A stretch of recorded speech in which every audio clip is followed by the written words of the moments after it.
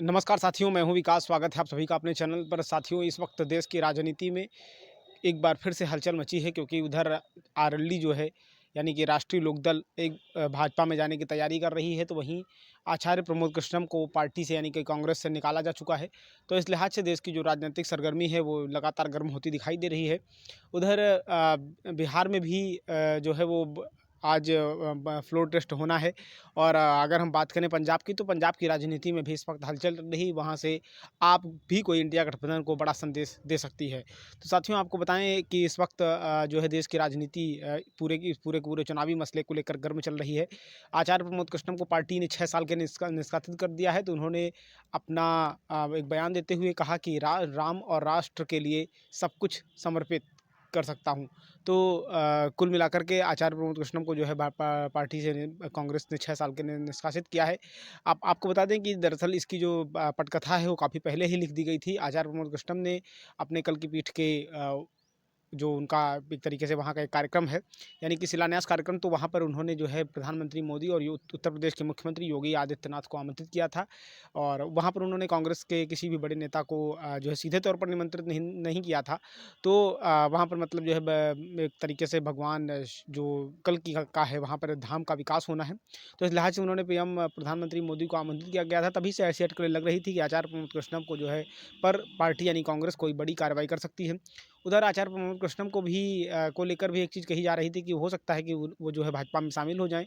और हालाँकि अभी तक उन्होंने ऐसी कोई आधिकारिक घोषणा नहीं की है, लेकिन ऐसा हो सकता है। कोई भी बड़ी चीज़ नहीं, क्योंकि राजनीति में एक दरवाज़ा बंद होता है तो दूसरा खुल जाता है। तो इस लिहाज से कहीं न कहीं अभी की जो देश के अंतर्गत जो चुनावी राजनीति है, उसमें उसमें जो गर्मजोशी है वो देखने को मिल रही है। क्योंकि एक तरफ उधर अगर हम देखें इंडिया गठबंधन में, तो लगातार उठापटक बनी हुई है। उनके अलग-अलग नेता अपने-अपने बयान दे रहे हैं।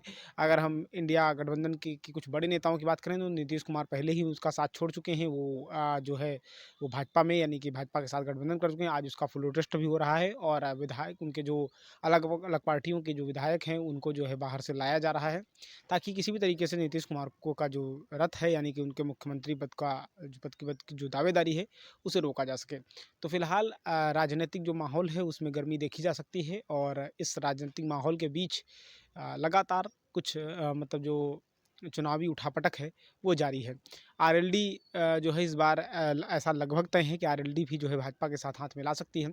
जब से प्रधानमंत्री नरेंद्र मोदी या यूँ कहें कि भारतीय जनता पार्टी द्वारा, या मतलब ये क्या कहें कि सरकार द्वारा सीधे तौर पर आते हैं, तो सरकार द्वारा जो है जब से चौधरी चरण सिंह को जो है चुनाव देने की बात हुई है, यानी कि जब से चौधरी चरण सिंह को जो है भारत रत्न देने की बात कही गई है, तब से लगातार ऐसा लग रहा है कि कहीं न कहीं जो दोनों पार्टियां हैं, चाहे वो राष्ट्रीय लोकदल हो या फिर भारतीय जनता पार्टी, तो दोनों के बीच कुछ ना कुछ केमिस्ट्री ज़रूर है। उधर जो है वो आरएलडी के जो चीफ हैं, यानी कि जयंत चौधरी जी, उन्होंने भी अपना एक बयान देकर सबको चौंका दिया है। उन्होंने कहा कि किस मुँह से मैं उन्हें मना करूँ। तो कुल मिलाकर के उनका कहने का मतलब यही था कि उन्होंने कहा कि अगर किसान नेता को, यानी किसान नेता जो चौधरी चरण सिंह हैं, उनको अगर भारत रत्न दिया जाता है, तो इसमें ना गलत क्या है। और किसी भी पार्टी ने इस तरफ ध्यान नहीं दिया है। अगर किसी पार्टी ने ध्यान दिया है तो उसका नाम बीजेपी है। और बीजेपी अगर ज़मीन से जुड़ करके ज़मीन के नेताओं को उठा रही है, उन्हें उनके कामों के द्वारा उन्हें ऐसे सम्मानित करने की कोशिश कर रही है, उन्हें सम्मानित कर रही है, तो इसमें गलत क्या है। और यहाँ पर कुछ भी जो है गैर संवैधानिक तो भाजपा कर नहीं रही है। तो इस लिहाज से कहीं न कहीं जो उनकी जो भावनाएँ हैं, वो भारतीय जनता पार्टी के पाले में जाते हुए देखी जा सकती हैं। वैसे भी अगर हम जयंत चौधरी की पिछली राजनीति की बात करें, तो उन्होंने कई बार अलग-अलग पार्टियों के साथ गठबंधन किया है, चाहे वो सपा हो, चाहे वो कांग्रेस हो, लेकिन हर बार वो फेल होते नज़र आए हैं। 2017 में भी उनकी राजनीति फ्लॉप हो गई थी। 2019 के चुनाव में भी इसी तरीके की उनकी कुछ केमिस्ट्री थी, वो भी फ्लॉप हो गई थी। और अभी जब यानी कि उत्तर प्रदेश का चुनाव था 22 वाला, तब जब किसान आंदोलन अपने चरम पर था, तो उस दौरान भी जो ऐसा लग रहा था कि आरएलडी कोई बड़ा चमत्कार कर पाएगी किसान आंदोलन के भरोसे। जाट आंदोलन जिस तरीके से बना था, क्योंकि आरएलडी यानी जो राष्ट्रीय लोकदल है, उसके बड़े नेता जयंत चौधरी, यानी उसके जो चीफ हैं, वो जाट समाज से आते हैं। और जाटों का पश्चिमी यूपी में एक बड़ी बेल्ट है, चाहे वो मुजफ्फरनगर हो, चाहे वो मेरठ हो, चाहे वो बागपत हो, चाहे वो बड़ौत हो, चाहे वो शामली हो, चाहे वो कैराना हो, चाहे वो मथुरा हो। तो यहाँ तक जाटों की अच्छी खासी एक पहुँच है, मतलब जाटों की अच्छी खासी तादाद है जो एक तरीके से काफ़ी वोटर्स को रिझाते हैं। उधर हरियाणा में भी जाटों की 25% की आबादी है, राजस्थान के भी बड़ी तमाम सीटों को प्रभावित करते हैं। तो ऐसे में कहीं न कहीं जाटों की जो बेल्ट है, जयंत चौधरी के बहाने भारतीय जनता पार्टी उन्हें अपने साथ जोड़ने का पूरा प्रयास करेगी।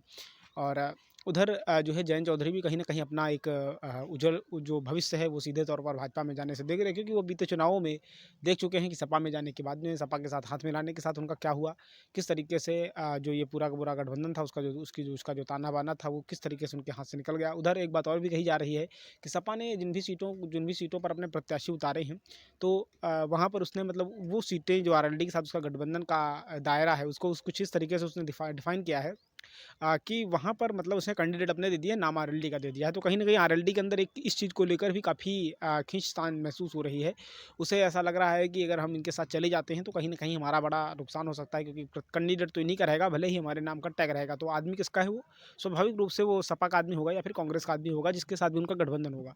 तो इस राजनीति को जो ये जो मतलब एक तरीके से द्विकोणीय सॉरी मतलब ये जो त्रिकोणीय राजनीति अभी तक थी, चाहे वो मतलब आरएलडी सपा बसपा और ये मतलब आरएलडी सपा का गठबंधन, बसपा अलग पार्टी और भाजपा, तो इस तरीके से, क्योंकि कांग्रेस का कोई ज़्यादा वजूद रहता नहीं और कांग्रेस तो ये सपा उनके साथ में ही आ जाती, तो इंडिया गठबंधन के लिहाज से तो अभी ये साथ में ही थे, तो त्रिकोणीय मुकाबला यहाँ पर देखने को मिल सकता था। लेकिन अभी ऐसा लग रहा है कि आरएलडी जो है वो भाजपा में शामिल हो जाएगी, तो उसके साथ ही बहुत बड़े जो सियासी समीकरण हैं वो बनेंगे बिगड़ेंगे। और इधर जो है जाट वोटर्स को देखते हुए भारतीय जनता पार्टी लगातार अपनी कोशिश में लगी हुई है कि किसी भी तरीके से जाट बेल्ट पर और वहाँ पर जो है वो किया जाए। हालाँकि मतलब जो है उधर कांग्रेस की तरफ से इसका विरोध भी दर्ज किया गया। तो इसे लेकर यहाँ तक राजनीति गर्म हो गई कि जगदीप धनखड़ जो राष्ट्रपति जी हैं, उपराष्ट्रपति हैं मतलब और राज्यसभा के सभापति हैं, तो उन्होंने इसको लेकर के अपनी एक टिप्पणी भी की। उन्होंने मतलब कहा कि जाटों को मतलब किसानों का अपमान और किसान नेताओं का अपमान मैं सह नहीं सकता हूँ।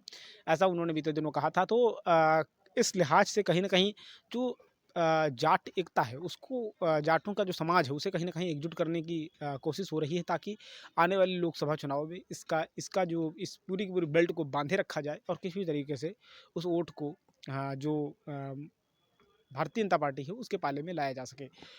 फिलहाल अलग-अलग राजनीतिक पार्टियाँ हैं, उनकी अपनी-अपनी अलग राजनीति है। उधर आपकी तरफ से भी कुछ संदेश आ रहा है। आम आदमी पार्टी के जो मुखिया हैं अरविंद केजरीवाल, वो भी आज राम मंदिर दर्शन करने जाने वाले हैं। ऐसा कहा जा रहा है कि कल वो राम मंदिर के दर्शन के लिए जा सकते हैं और उनके साथ में उनकी जो केंद्रीय मंत्रियों की टीम है वो भी जा सकती है। तो इस लिहाज से कहीं न कहीं आम आदमी पार्टी भी जो है उस राह पर चलने की कोशिश कर रही है जिस राह पर भारतीय जनता पार्टी अभी तक चलती आई है। तो फिलहाल मतलब जो है सभी राजनीतिक पार्टियाँ जो है एक वोटर्स को साधने की अपनी-अपनी जुगाड़ में लग गई हैं। कौन-सा वोटर्स किस तरीके से साधना है, इस पर सभी पार्टियाँ अपना-अपना काम कर रही हैं। फिलहाल क्योंकि चुनाव में जो स्थिति है, उसे जनता ही तय करेगी कि आने वाले समय में होता क्या है। उधर अगर हम प्रमोद कृष्णम की बात करें तो अब देखिए राजनीतिक जो पासा है वो किस तरीके से पलटता है, थोड़ा इस पर भी डिस्कस कर लेते हैं। यही आचार्य प्रमोद कृष्णम, ये वही प्रमोद कृष्णम है जो कल तक जो मुख्यमंत्री उत्तर मतलब मध्य प्रदेश के जो पूर्व मुख्यमंत्री कमलनाथ जी हैं, उनको कुछ इस तरीके से कोसते थे जब उन्होंने बाबा बागेश्वर का नाम लिया था, उनका जो कार्यक्रम कराया था, तो उन्होंने कहा था कि ये कांग्रेस जो है कहीं न कहीं लोकतंत्र का अपमान कर रही है और वो संवैधानिक व्यवस्था का अपमान कर रही है, क्योंकि ये वही बाबा है जिसने जो बुलडोज़र चलाने यानी कि अल्पसंख्यक समाज या यूँ पर बुलडोज़र चलाने और जो है हिंदू राष्ट्र की बात करता है। आज वही जो ये प्रमोद कृष्णम जी हैं, आज उन्हें भाजपा याद आ रही है कि उन्हें ऐसा लग रहा है कि अब राम और राष्ट्र के लिए सब कुछ समर्पित कर देना चाहिए। तो मुझे 2 बातें समझ में नहीं आती हैं कि आखिर ये इनकी दिशा और दशा क्या है? क्योंकि अगर हम दोनों चीज़ों को देखें, दोनों चीज़ों को कंपेयर करें तो अभी कुछ दिन पहले ऐसा था और अब इसके बाद में ऐसा हो रहा है हो गया। मतलब जब एक तरफ वो जो है वो लगातार उस तरफ बयान दे रहे थे, अभी इधर जो है ये मतलब खिलाफ में वो कांग्रेस पार्टी को इतना फेवर कर रहे थे कि ऐसा लगता था कि कांग्रेस ही कांग्रेस हो जाएगी। ऐसा लगता था कि बिल्कुल बाबा से बड़ा सेकुलर कोई है ही नहीं। और अब जो है जब बाबा इधर आ गए हैं तो कांग्रेस में भी सोचना पड़ रहा है। तो कहीं न कहीं जो राजनीतिक सियासी समीकरण हैं, वे कहते हैं ना सियासत किसी की नहीं होती, तो कुछ ऐसे ही दृश्य अब देखने को मिल रहे हैं। और हालाँकि अभी बीते दिनों से मतलब जो बाबा हैं, तो मुझे मतलब 2 बातें समझ में आती है कि अभी इनकी राम भक्ति जग रही थी, लेकिन जब ये राम कथा कहने वाले बाबा यानी बागेश्वर बाबा को जब ये कोस रहे थे और उन्हें को यानी कि कमलनाथ को संबोधित करते हुए जब बाबा बागेश्वर को टारगेट कर रहे थे, उनकी सिद्धि को टारगेट कर रहे थे, तब क्या इन्हें अपनी भक्ति याद नहीं आ रही थी? तो कहीं न कहीं एक तरफ तो भाजपा के जो समर्थक हैं उनमें खुशी भी है कि चलो कोई बात नहीं, लेकिन कुछ लोग जो हैं वो जब इनके पुराने कमेंट्स वगैरह देखते हैं तो उनके अंदर कहीं न कहीं निराशा भी है कि इन्हें क्यों लिया जाए भाजपा में? इन्हें क्यों मतलब जो है तवज्जो दी जाए, क्योंकि इनके जो बयान रहे हैं और भाजपा की तो आइडियोलॉजी रही है राम और राष्ट्र की, और अभी तक तो ये इसके खिलाफ जाते रहे हैं। उन्होंने एक संत को भी नहीं छोड़ा। तो कुल मिलाकर के इससे कहीं न कहीं, और वो अपनी डिबेट्स में भी आरएसएस और भाजपा को कोसते ही रहते थे और खूब करके वो कांग्रेस का इस तरीके से पक्ष रखते थे कि शायद कांग्रेस की असली स्वामी, असली मतलब उत्तराधिकारी जो हैं यही होने वाले हैं। लेकिन जहाँ मतलब जो है एक परिवार का आधिपत्य चलता हो, एक परिवार का राज चलता हो, वहाँ थोड़ा-सा ये चीज़ें मुश्किल हो जाती हैं। तो साथियों, राजनीति जो है वो इसी तरीके की कुछ होती है।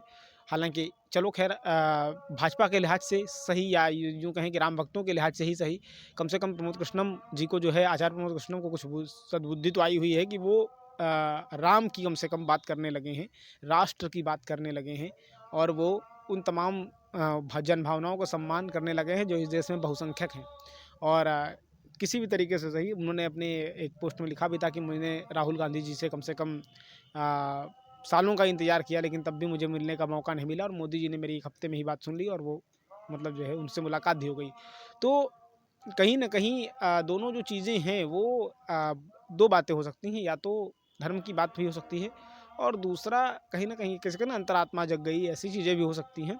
और दूसरा ये भी हो सकता है कि कांग्रेस में अपने हिसाब से अपना कद ना मिलने की वजह से भी हो सकता है कि आचार्य प्रमोद कृष्णम जी नाराज़ हों और वो जो है भाजपा में जाना चाहते हैं। एक बात और बता दें कि आचार्य प्रमोद कृष्णम का नाम उन लोगों में शामिल है जब कैराना में पलायन हुआ था बहुसंख्यक समाज का। तो जब हुकुमदेव ने उस मुद्दे को उठाया था, भाजपा के सांसद जो थे हुकुम सिंह उस वक्त, तो जब उन्होंने उस मुद्दे को उठाया था, तो वहाँ पर जिस व्यक्ति ने उस पूरे मामले में क्लीन चिट दी हुई थी तत्कालीन समाजवादी पार्टी को, उनका नाम जानते क्या था? उनका नाम ही प्रमोद कृष्णम ही था। ये बाकायदा वहाँ टीम लेकर के गए थे और उन्होंने उन सभी दावों को झुठला दिया था और उन्होंने इसे भाजपा का प्रोपेगेंडा बताया था। और आज स्थिति ये है कि कांग्रेस पार्टी ने उन्हें टाटा बाय-बाय कह दिया है, और अब यानी कि जैसे ही उन्होंने राम का दामन थामा, कांग्रेस का दामन छूट गया, और इधर अब वो जो है भाजपा से ऐसा कहा लग रहा है कि नई राजनीति शुरू करने वाले हैं। फिलहाल देश का राजनीतिक माहौल जो है वो गर्म है, चाहे वो जयंत चौधरी जी हों, चाहे वो आचार्य प्रमोद कृष्णम हों, चाहे वो ममता बनर्जी हो, चाहे वो आम आदमी पार्टी हो, चाहे वो नीतीश कुमार हों। फिलहाल जो नीतीश कुमार की बात में एक बात और कह दूँ कि नीतीश कुमार ने वहाँ पर फ्लोर टेस्ट में ऐसा लग रहा है कि लगभग वो पास हो जाएंगे। बाकी फिर तो बिहार की राजनीति है और देश की राजनीति है, नेताओं की राजनीति है कि कब कौन सा ऊँट किस करवट बैठ जाए, कुछ भी कहा नहीं जा सकता है।